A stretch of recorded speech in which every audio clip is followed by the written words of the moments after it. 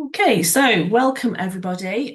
So as I mentioned, today's session is going to be about the funding that's available through the Sanctuary Seekers programme in Oldham. We will be circulating the start slides and we'll be recording the presentation, but not the Q&A later.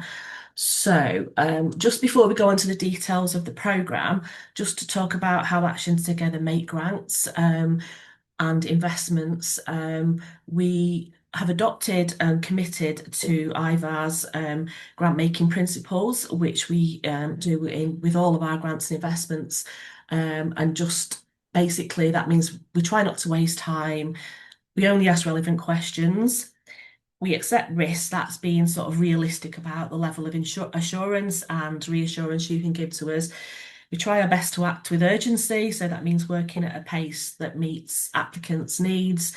We try to be open, that's being transparent about how we make decisions and giving feedback. And we enable flexibility. We appreciate things change, once you've applied, circumstances change. So we try to work flexibly, we communicate with purpose. So that's being clear about our relationship from the start and being realistic about time commitments and ensuring everything we communicate with you is positive and useful for you. And then being proportionate. So trying to ensure that any reporting requirements are well understood and that they're proportionate to the grants as well.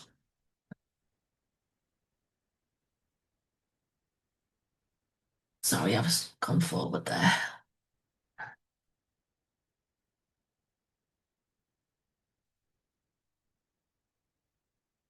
Sorry, my slides seem to have gone out of order. Bear with me. So, in terms of background, can I introduce you to Josie, who's the programs manager for the overall program, and she can take you through a bit of the background and the context, and then I'll come in later with some of the can't say it now, sorry, specifics about the actual detail of the investment that's available and how it will work and how you can apply. So, can I hand over to Josie? Perfect, thanks, Sharon. So yeah, my name's Josie. I work alongside Sharon at Action Together, and sort of program managing this program of funding. So, in sort of Oldham, we've named this the Sanctuary Seekers program, but sort of more widely, it is a GMCA funded program, and you might sort of hear it or see it referenced as refugee welcome, which is the term that is used at a GM level. And so I'm just going to talk briefly around sort of what the aims of the programme is and sort of the key priorities that we want to see within sort of the delivery of this programme. So it's a 2-year initiative designed to strengthen community-led, holistic and trauma-informed support for sanctuary seekers, enabling pathways to independence and meaningful participation in community. And within that, we've looked to, and GM have looked to align the delivery of the programme with Live Well, which you might have heard referenced in other funding streams or more widely at a GM level. And that is all around looking at how we strengthen communities to improve and ensure happier, healthier lives. And that's around sort of looking at how we do things differently. So, how public services can do things differently in terms of working with grassroots, community led organisations, looking at how we can empower those groups to really sort of make the impact that they do and add capacity to that. So, within this programme specifically, there's 4 key strands. So the first is around community-led English language education and community activity. Second is around digital inclusion and skills. The third is around volunteering opportunities. And the fourth is specialist employment and skills advisor support. So of these sort of 4 priorities, the voluntary community faith and social enterprise sector is going to be funded to deliver on the first 3. And then we're working really closely with Get Oldham working around the employment and skills support as well. So really trying to make that integrated delivery model of voluntary and sort of public sector as well. I think the next slide, please. So more broadly, we've just put sort of a list. I won't go through and read this sort of, you can see it for yourselves and it'll be within the grant guidance as well. but broadly sort of who can be supported. So it's any individuals that are Oldham-based residents with asylum backgrounds, and that sort of criteria is purposely been made to be quite broad. We want the programme to be as inclusive and sort of supportive as possible. So the full list is there.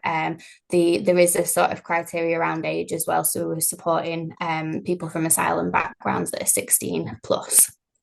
And then I just wanted to give a little bit of context around the terminology as well. So we've been doing, some of you might have already been involved in some of the planning work that we've been doing around this programme. We've looked to sort of really co-design the programme with people that we already know are the experts in delivering support to people from asylum backgrounds. So we've had a few different planning workshops, and something that came sort of really strongly through those is the terminology that is often used, and that sort of the terms refugees and asylum seekers, they are important in certain contexts, but actually they do sometimes carry a lot of stigma and can look to exclude people who fall outside of those strict definitions but do still need support to be available to them. So this was a term that was suggested through sort of partners and individuals with lived experience. We've decided to adopt that within the name of the programme, and sort of how we will speak about the impact and sort of monitoring of the programme throughout as well. So yeah, I think the term really does look to sort of reflect a more compassionate and inclusive offer of support, as opposed to sort of really having those strict definitions and terminologies that are used in a more sort of legal context. So yeah, I just wanted to mention that, and that you'll see sort of going forward in any sort of documentation or the way that we speak about the programme, that'll be the term that we use. But within that term, it's encompassing all of those sort of criteria that you saw noted down on the last slide in terms of who's eligible to sort of get support from the programme. Thank you. I think Thanks, that's Josie. Yeah, sorry, my slides have got noticed. So I'll talk a little bit now about what the funding can be used for. So as Josie mentioned, we've linked it to those first three priorities on the previous slide. So the first one is around community-led English language education and community activities. And we're looking to award around 6 investments of up to £6,500. And so what this means is these are activities providing opportunities to develop English language skills through community activities. So that can be things such as structured English for Speakers ESOL classes, informal conversation clubs, themed activity sessions like cooking, gardening, crafts. So it's quite wide ranging. The second one is digital inclusion and skills. That sort of what it says on the tin, providing opportunities for digital inclusion. So that can be things like digital skills workshops, so practical everyday activities like email, GP services, maps. It could be device lending, access hubs, support groups, peer learning spaces. So it can encompass quite a wide range of activities. And we're looking to do around 5 grants of up to £4,000 of that stream. And then finally, volunteering uplift. So that's around building capacity to develop volunteering programs with a specific focus on strengths-based approaches that provide opportunities for social and community connection. And by strengths-based, what we mean is focusing on a person's natural and existing talents and skills rather than concentrating on their weaknesses or lack of skills. And we're looking toward around 6 grants up to £6,500. And just so be clear, there will be one application for all of these strands, but in your one application, you can apply for more than one strand at the same time. Okay, just moving on. So who can apply? So this funding is aimed at voluntary community, faith and social enterprise groups who are locally rooted or active in Oldham and are delivering activities to support sanctuary seekers. And you must be a member of Action Together, but you can join for free and we can give you support with that. You must be formally constituted because of the potential amounts of the funding. We're looking for groups who are formally constituted. And then you must have at least 3 people on your board or committee who are not related. Again, we can work with you to sort this out. We don't want to act it as a bar to your applying, but it's just about sort of because of the amounts of money involved, it's about having the capacity to manage those funds, and also it's a requirement that you will be an active and engaged member of the Red Cross Asylum Seekers and Refugee Network. As we mentioned earlier, this funding will be going out across the network and also to people who've attended here. I think most of you have heard about it through the network anyway. Um, I'm conscious that there's a few things coming in the chat, so we will get to the chat just after this presentation. So I just wanted to take you through some key dates. We'll be opening it now. So following this session, we will be sending round a copy of the guidance notes and the application form. Deadline for applications will be Monday, 1st of September. So you've got some time to fill your form in, and it is straightforward. We've made it as straightforward as possible. We're aiming to have this decisions made by mid-September, and then project delivery is any projects must deliver by the 31st of March 2027. So it is in effect over like an 18-month period. Just to be clear, what we can't fund in your application, I mean, when we can fund activities, we will fund on sort of a full cost recovery basis. But what we can't fund are things like contingency cost loans, paying someone to write your bid for, any profit making or fundraising activities, any VAT you can reclaim, anything that's considered to be a statutory activity, and projects that have already been started. So retrospective costs. We've had a few applications recently for events that kind of have already happened. So we just wanted to make that clear at the outset. Okay, the application process. So we will, as I said, be sending round some guidance notes, more detailed guidance notes after this. It contains all the information we've just talked about with a bit more of an explanation about the process. And that will be circulated through the Red Cross Asylum Seekers and Refugee Network and to people who've joined this session, and can also be available by emailing Josie as well. We'll put some contact details at the end of these slides as well, just in case you've got any questions or you want to talk about it before you think about applying or you want to discuss eligibility. And just to let you know, once you send your application in, if you are eligible, we may come back to you for further information. So when I talked about our grant giving principles earlier, we do think really carefully about the guidance notes.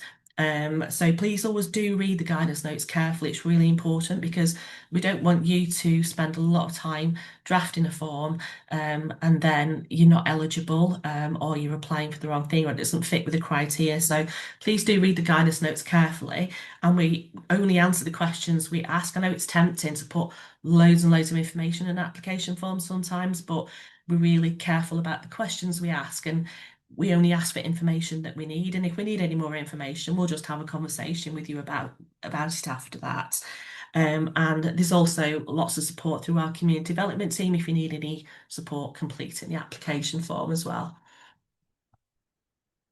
So, in terms of what happens for successful applicants, this is a one-off application process. Once, if you are luckily, if you are successful, there are some expectations on those people who have been successful. We are going to set up a community of practice. I think we talked about doing that every 6 months, didn't we, Josie? And we'll let you have more details of that. And that's not to check up on you or how you're progressing. It's really for you to come together, share your learning, share your experiences, link up with other people who've had funding. So you can talk to them about how it's going. You can like work together. So that's really what that's about. Any payments are going to be made in 3 installments because it's over a long period of time. So we'll be making payments around September, April 26, and then September 26. And that will be the way that will work is that we'll check in with you before each payment period's due just to check how you're getting along, check how your project's progressing, and then we'll try and arrange a community of practice prior to each payment period as well, or around each payment period. So we've got the opportunity to check in and just see how things are going. We may put some grant agreement conditions. These are quite usual, may include a health check or a quality and action award. That's just around the overall development support. Our funds are not just about getting money out to groups. It's about giving you that support. So if anyone needs any help with policies, we can connect you, policies and procedures, we can connect you with one of our development workers. We do appreciate that changes happen during a funding period, particularly as this is a bit longer than we would normally do. So just please speak to us all the time. You will be having those regular check-ins. You will be having the opportunity to attend that community practice. But if something happens or you think actually I need to change this or this isn't working or I want to do it slightly differently, just check in with us and speak to us. Keep that dialogue going. We wouldn't want you to for the project to stall because something you originally envisaged has changed. We appreciate that happens all the time. And as I say, we will check in during the funding period, and then there will be a brief end of report and case study required just at the end of the overall programme. But this will be discussed throughout the period. We won't just spring it on you. We'll let you see the questions in advance, and we're just here, and you'll have those opportunities to check in with us throughout your project as well. Okay, so top tips.